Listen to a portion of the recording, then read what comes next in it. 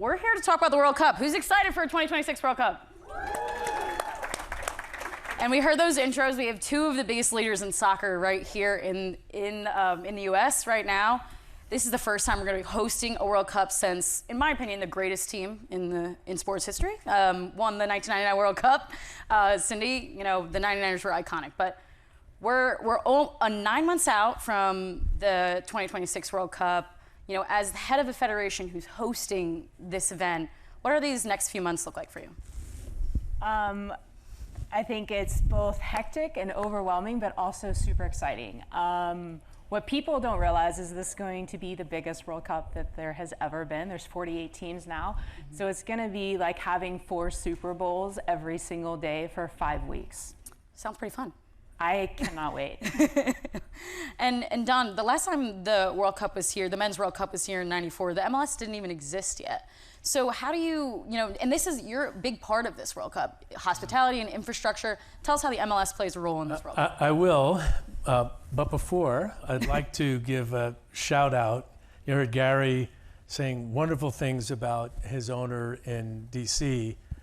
I'm gonna give a great shout out to Cindy, who has won gold medals, lifted World Cup trophies, and now transitioned as an athlete to be the president of our federation, and has done an incredible job turning U.S. soccer around to what I think is the best national governing body in the USOPC. So proud and honored to be her friend and to be on the board of U.S. Soccer for many years. Yeah.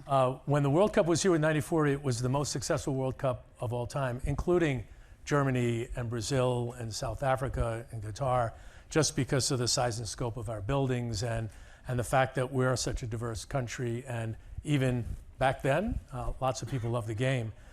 FIFA required a commitment from U.S. Soccer back then that they had to launch a first division league. There was no first division soccer league, men or women, in 1994, and MLS 30 years later is the outgrowth of that. So to Cindy's point, this is going to be bigger than anybody ever imagined. I think FIFA doesn't yet realize how big it's going to be. Our country loves big events. We've got incredible venues. We love to engage with big hospitality and trying to share in the excitement and drama and appeal of big sporting events.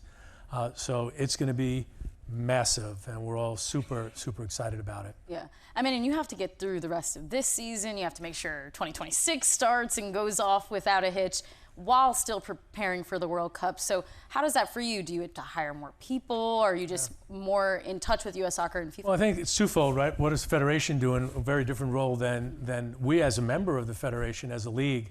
But it's important. You know, this is the rocket fuel that will drive popularity, interest, and engagement in our sport to even higher levels than our 30 teams and you know where the league is today.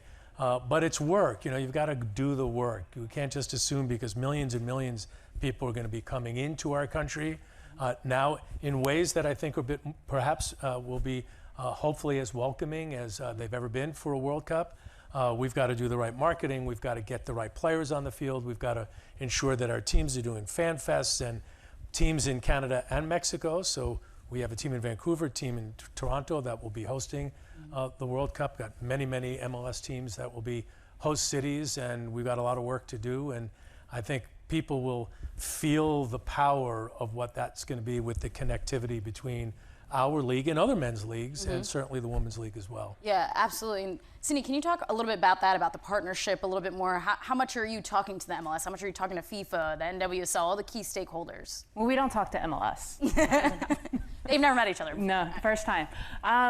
You know, as FIFA is running the day-to-day of the tournament, we as the Federation are focused on working with our co-hosts in Mexico and Canada, the host cities, and all of our members and stakeholders to make sure that this World Cup not only has a tremendous impact where the games are being played, but in every state across the country. And so as part of this, we're launching our first foundation in the Soccer Forward Foundation at U.S. Soccer.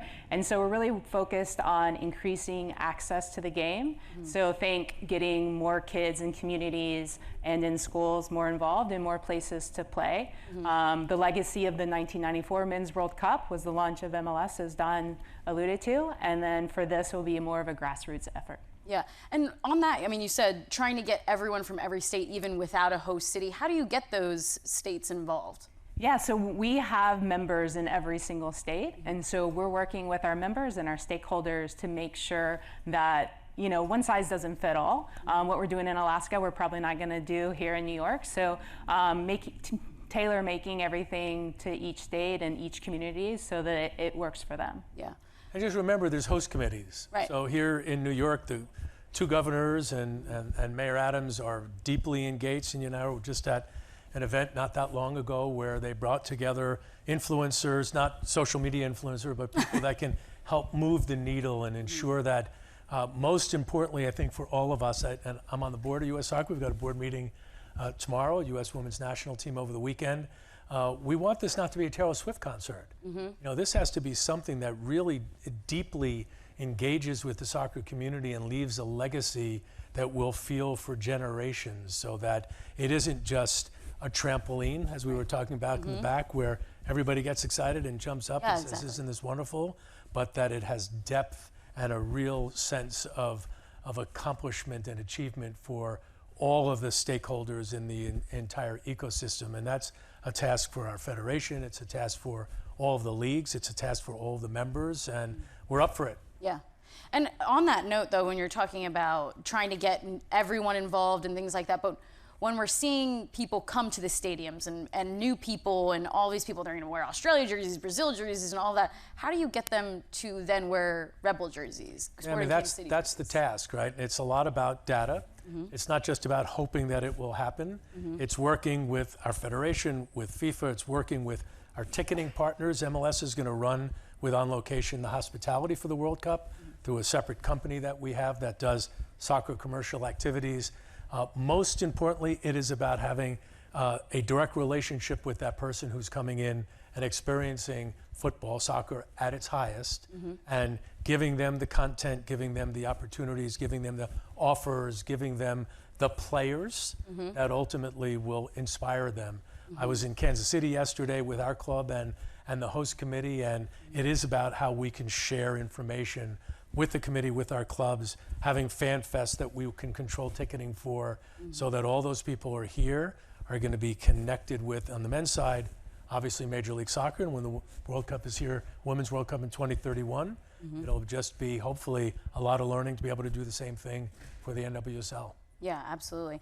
And Cindy, on that side, as we're talking about what we're going to be able to do and all the preparations you're going to make, and obviously you can try and do what you can for on the field and all of that, and hiring a world-class coach obviously helps that, but you can't determine that, right? So what are you doing on the business side to make sure that this is a successful World Cup for U.S. soccer, and how would you define what success is for the U.S.? Yeah, I think our men's national team has a real opportunity to do something special. I know what it's like to play at home in a major event, playing in the 99 and 2003 World Cups and the 96 Olympics, and it's electric, right? To not only the fans in the stadium, but to know that the entire country is behind you, believing in you, supporting you.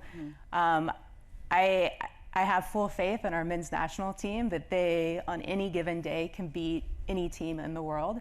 And if they go on a deep run in this tournament, watch out, because this country is going to get behind them. And, I have full faith in Maurizio and his staff, as well as the entire team. So I'm looking forward to it. I think it's hard to define, like, if you make it this far, then this is success, and if you don't, it's a failure. The margins of victory are so razor thin right now at the world level, and so even in '99, everyone thinks that we blew every team away in the tournament, and that is just not the case. It was a battle throughout the entire tournament, and so to have the fans behind us, to have the whole country rally behind this team is going to be very important. I'm going to make a comment that goes back to the early days of soccer in its current sort of version, the 1.0 to 2.0 to 3.0. And back in the day, we were so dependent on the success of the men's national team. We went out, we signed a bunch of American players. We had the MLS strike force, and people were going into bars when the games were in Korea and Japan, and they were connecting to a player that would come off the field and then play for the Columbus Crew. In this most recent window in our game, We take breaks for international events. We have players, 130 players that are playing for dozens of different countries. And yes, many of them are MLS players that are playing for the US, but so's Leo Messi and Rodrigo de Paul playing for Argentina. And if we have 2 or 3, Thiago Mato, who played in MLS until last year, if we have 3 players playing for Argentina, and Argentina does really well in the World Cup, that's really important as well. A league for New America, lots of diversity. So I think the sport has changed a bit. Cindy had referenced Mauricio. He's a world-class coach. He loves our country. He loves our league. I think he's going to do as good as he possibly can do.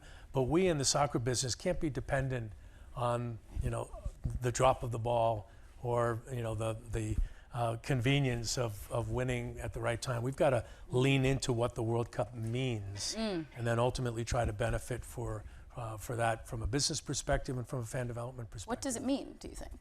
Well, it means if the U.S. does really well, people are going to be saying, boy, we're geniuses, right? And I don't really necessarily think we can depend on that. We've got to do the work to ensure that fans who come see what it's like to attend a game in the United States or Canada or Mexico. And now when everybody leaves, we're here. We have 30 boats on a rising tide. We got more boats than anybody else. Yeah. So if they're going to a game in Kansas City and they love that experience, well, Sporting Kansas City's got an unbelievable stadium, a great training ground, a major country will be basing there, and ultimately, how do we ensure that we're connecting with that fan, and also that casual fan who is loving the game but doesn't love Major League Soccer yet. And we've got to have the right advertising during the World Cup, the right content, the right social engagement, the right social media with those players representing what could be as many as 80 different national teams. And ultimately, at the end of the day, if we do the work, we'll be more popular and the business will be stronger. Yeah. I want to get that on that social media aspect of it. That's obviously something pretty new that you haven't had to do your whole career, right? You've been commissioner for 19 years. How's that changed as we see social media and technology and everything play into it? I'll talk about it, and obviously, Cindy, the Federation's got an active group. It's a massive part of our entire operation. Traditional advertising is not where our fans are living. They're very digitally oriented. We have the youngest fan base. I heard Ted or Gary say hockey's got the youngest fan base. We're 10 years younger than the National Football League. We got a fight up here. Little fight going on. It's a young fan base. They're very digitally native. We have a deal, the only global deal with Apple for that reason. We want to go where our fans are getting their content and how they're communicating with each other, and we are deeply, deeply invested in that, as are our clubs. So whether it's through Instagram or TikTok or whether it's from any other forms of social media, we're powering our teams. In the early days, we required it. They had to develop content that they were going to distribute through different vehicles that we would then create those relationships with. Now it's taken on a life of its own, and ultimately we're going to be very dependent on those players, those clubs, ensuring that content is getting in the hands of current and future fans. Yeah. Cindy, what about for you? Because I watch all the time. There's Behind the Crest. There's all of these different things that the U.S. soccer puts out. But for some of the MLS, for some of the players on the men's national team, they're not here all the time. So how do you go about that? Yeah, I think it's we use social media to tell their stories, right? And so as the team is much younger, there aren't as many people who know who all of our players are. So using social media and other forms of media to make sure that we're telling their stories, because they have incredible stories, and talking directly to our fans. On a personal side, I was kind of anti-social media. My team has been on me nonstop to do more, so I'm finally starting to dabble in social media a little bit. So let me know how that's going. Yeah, everyone follow at Cindy Parlow Cone. Yeah. One of the other things I think was really indicative of that I wanted to get into is who the U.S. soccer market is. We just had the Club World Cup finish here a couple of months ago, and a lot of people were using that as a precursor, seeing what was going on there. I was having a lot of conversations down with people from different leagues who were coming here to really capture the U.S. fans, and that was really important to them. But not a lot of people think of the U.S. as a soccer country. I'm looking at my English colleagues here. And they don't think of us that way. So how would you describe the U.S. soccer market? We are the ATM of global soccer, of global football. So we created a market that didn't exist. In the early days, FIFA could not sell the English language World Cup rights for the 2002 Korea, Japan, and 2006 World Cup in Germany. No media company in this country wanted to buy those rights. So we did what any entrepreneurial group of folks would do. We bought them. We created a company that marketed them. We flipped them to ESPN. We produced the US feed, and we created a commercial opportunity that ultimately was a vision of creating the value of global soccer in America. And now it is by far the most valuable soccer market. There's more soccer on any forms of media here than in any other part of the world. FIFA's rights are higher here than any other parts of the world. The commercial energy around Major League Soccer, our teams, our league is more valuable collectively than any other league in the world. The value to what Ted was talking about, the aggregate value of MLS teams are $23 billion. So it's a valuable enterprise, and the rest of the world has woken up and said, I got to capture that opportunity. They're opening up offices here. FIFA had the Club World Cup here. MLS, thankfully, was the promoter of ticket sales for that, but the revenues there are massive compared to what they would be anywhere around the world. And that, I think, is a credit to what our country is. It's why we have this conference, and soccer is no different than any other sport.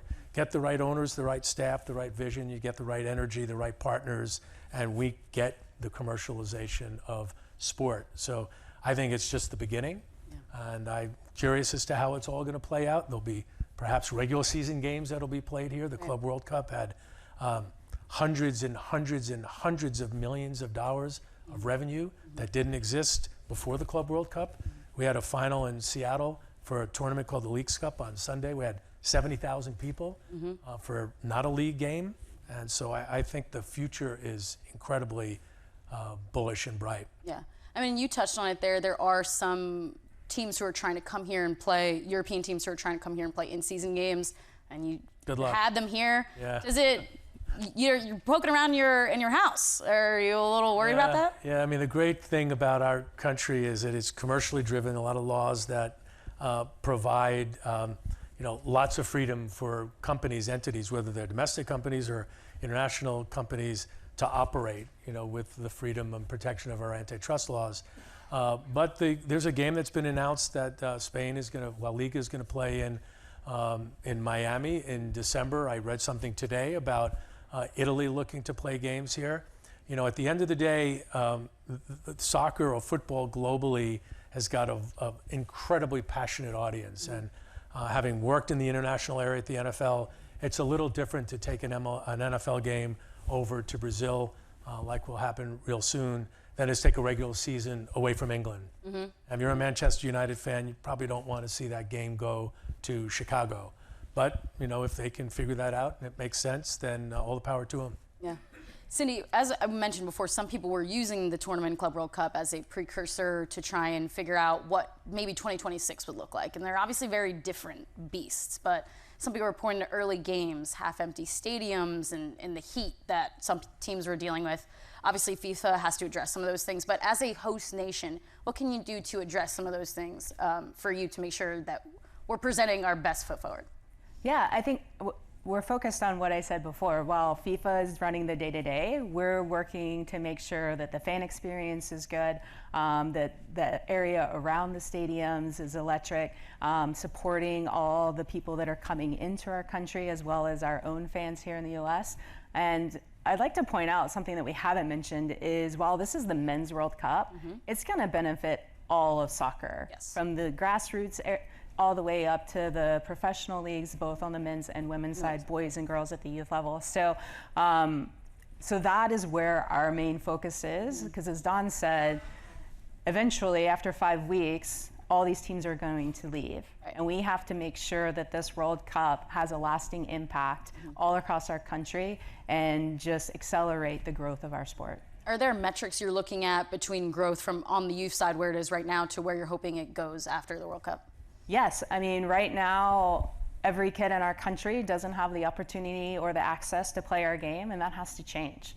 So that's going to be a big focus of ours to get soccer into schools and into every community so that anyone that wants to play our game has equal opportunity to not only access it, but to be able to be successful. And you can define success in a lot of different ways. So that will be our focus. Yeah. And we're running out of time here, but a few last things. I mean, like you had said, this is going to impact everything. And as we're looking forward, it's the 2027 World Cup, the 2028 LA Olympics, then hopefully the 2031 Women's World Cup, which I'd love in writing MetLife Stadium final again. I'd love to get that on the books for 2031. But how does everything like this make sure you're going into these next few times and use this as to set the tone for the future? I mean, we have an incredible runway for soccer in this country. As you mentioned, we have the 26 Men's World Cup, hosting the 28 Olympics, and then we should be hosting the 2031 Women's World Cup. I'm pretty optimistic we're going to win it since we're the only bidders. So I like our chances. But I mean, fast forward to 2031 and how much soccer will have changed in this country. As Don has mentioned, the valuations of clubs, both on the men's and women's side, are skyrocketing. We have every kid that has access to our game, and we have soccer in every school. So I think as we continue to grow both on the field and in the business of soccer, by 2031, 2032 will be a completely different view of U.S. soccer and soccer in the U.S. Absolutely. Well, we're looking forward to it. Don, thanks so much. Cindy, thanks so much for being here. Thank you.